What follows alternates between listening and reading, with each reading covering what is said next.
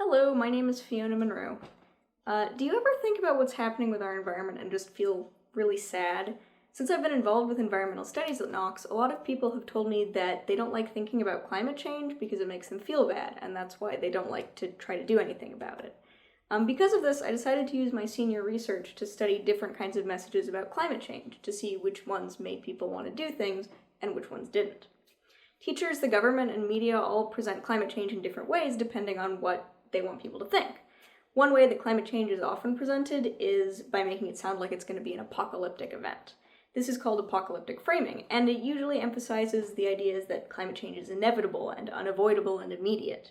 It also downplays how much people can have an effect on climate change and implies that the damage climate change will cause will be impossible to fix. I wanted to see if this way of framing climate change was part of the reason that so many people didn't want to do anything about it. Because people said that thinking about climate change affected them emotionally, I wanted to see if there was a way to make those emotional effects more positive. I decided to try a way of presenting climate change that focused on its hopeful aspects. This hope-framed messaging emphasized the fact that preventing climate change is possible, and that it's important, and that the future will be a lot better if we do so. It also focuses on making climate change specifically relevant to the person reading the message. For my research, I compared the effects of a hope-framed message to the effects of an apocalyptic-framed message on both people's emotions and their behavior. I also compared both of these to a more neutral frame, to see if just the idea of climate change in general made people feel good or bad. I asked 1,200 people to fill out a survey about their personal thoughts about climate change, which contained one of the three messages, and then I measured how they felt and whether they chose to do anything about it.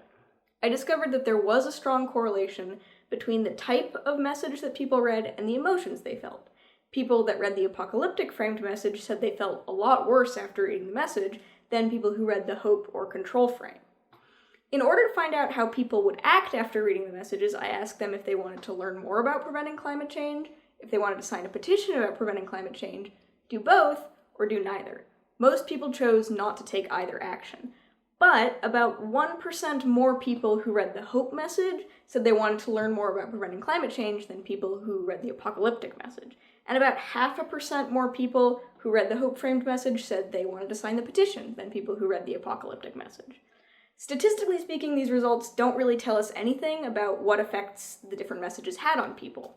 But generally, the results do suggest that talking about climate change in a hopeful way makes people feel better about it, and it also makes them more likely to want to do things to prevent it. Thank you.